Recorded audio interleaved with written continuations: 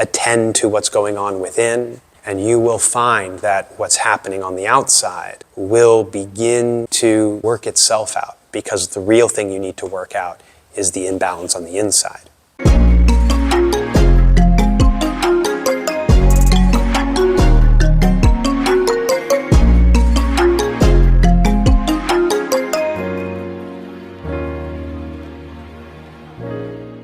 For those of you who are not super familiar, the Tao Te Ching is considered by most to be the seminal text on Taoism, one of the major influences in terms of philosophical and religious thought in China, along with Confucianism and Buddhism. Taoism is very linked to our practice of Tai Chi, Tai Chi being a Daoist cosmological concept, sort of a metaphysical idea of the manifest universe, that everything is classifiable as being yin in relationship to something else, which would be yang, and then within itself has yin and yang.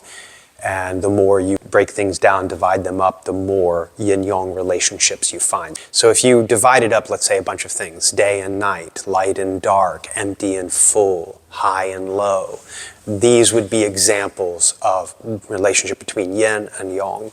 And they're not static, they're dynamic, they move, they change in relationship to each other. Tao means way, Dai means virtue, and Ching means classic. So it is the classic of the way and virtue. Some people would say the way and its virtue. The way is capital W-A-Y. So the idea is something like the way of reality, the nature of it, the way that it functions. And virtue is the actions or qualities that come out of that nature. So the idea of Taoism, the idea of the Tao Te Ching, and on some level the idea of Tai Chi practice is the idea of seeking to understand and embody in our thoughts and actions and deeds the way of Tai Chi, the way of harmony, of dynamic change, that everything is. So it's sort of discovering your nature and acting from it in as pure and undiluted a way as possible. What we're doing here is we're just going to read, in this case, chapter 12, and then I will try to unpack it and discuss its meaning. From the John C.H. Wu translation, "The 5 colors blind the eye. The 5 tones deafen the ear. The 5 flavors cloy the palate. Racing and hunting madden the mind. Rare goods tempt men to do wrong. Therefore, the sage takes care of the belly, not the eye. He prefers what is within to what is without." At a glance, we can see that Lao Tzu is telling us not to be drawn in by external appearances, right? Not to be fooled by them or to become overly interested in external appearances or the shape of things as they seem, but to look beyond that. I think he's also telling us not to overindulge in the desires that arise from the senses, which distract us from what is really important.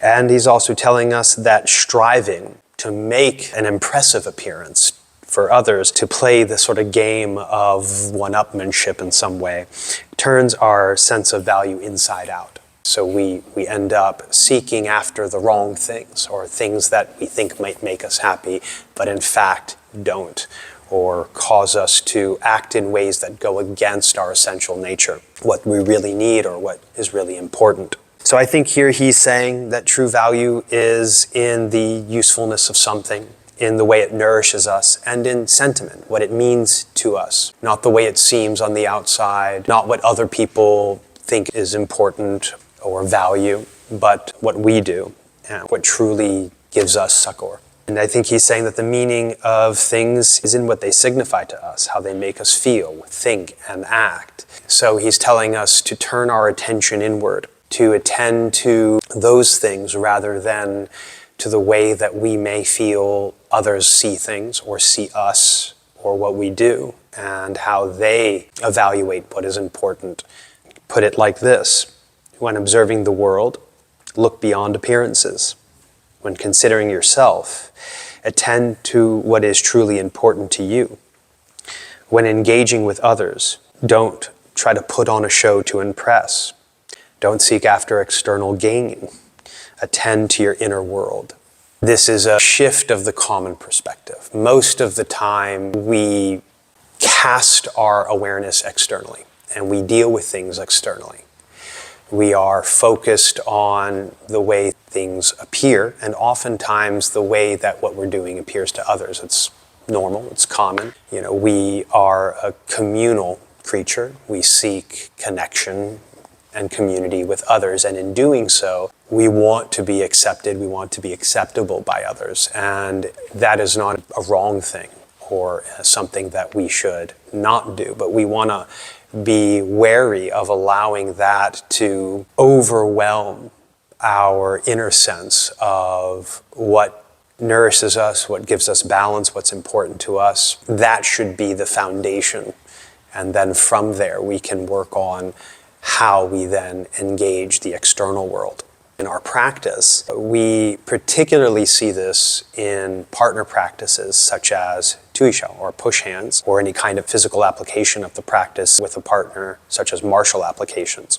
And oftentimes what will happen is we will be given a challenge, given a problem, we'll be pushed on, pulled, or in some way the other person will try to unbalance us. And the instinct, the tendency, is to try to then address what it is they're doing to us, address them as the problem. So we try to address external problems by changing the problem, by affecting it.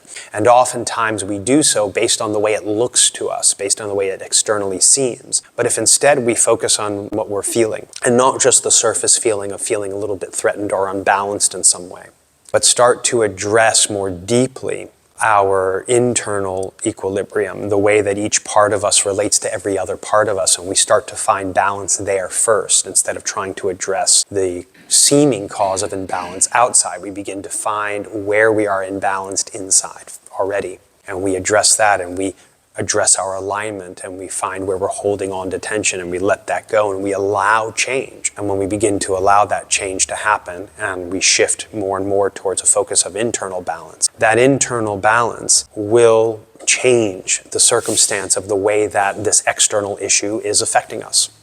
This chapter, I think, is very, very simple and clear in telling us that we can easily get fooled by external appearances, and we can become overly involved or engaged with what is on the outside, and that this in the end causes us to be misinformed at best, or to seek the wrong things, right? Seek things that won't ultimately help us, but as a matter of fact end up taking us further out of balance. So if it's this person and they got their hand on me and I'm struggling with this, I become more out of balance in the same way that I can become out of balance as I become overambitious for some external gain. Maybe I want to gain a position at work, or maybe I just want to attain more wealth, or maybe I want to impress someone for whatever reason.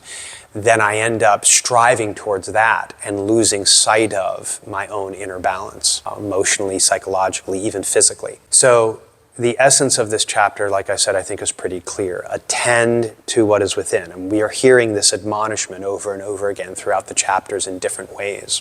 Let's say in our practice, for example, and when we stand in the beginning of class, the first thing we do is we stop. We stop activity. We don't do anything. We become still. And that's not just externally still, but we seek to become internally still, meaning we're no longer trying to make anything happen. Instead, we turn to ting, we turn to listening. We become still and we just pay attention. We observe what is taking place.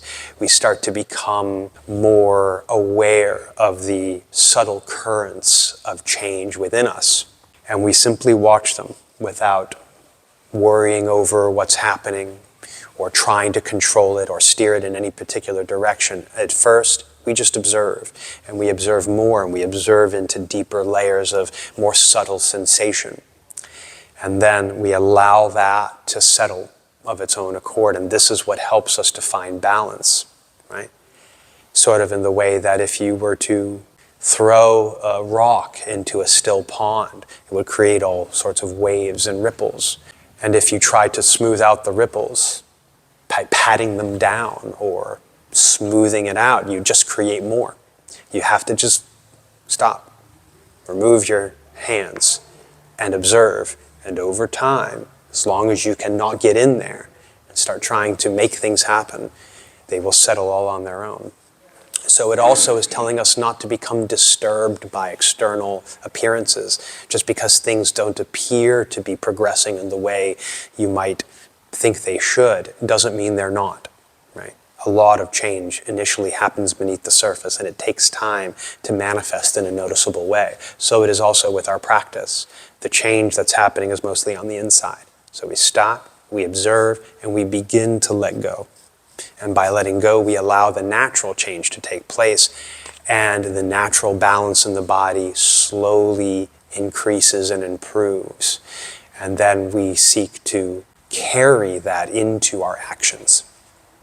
So attend to what's going on within, and you will find that what's happening on the outside will begin to essentially work itself out, because the real thing you need to work out is the imbalance on the inside.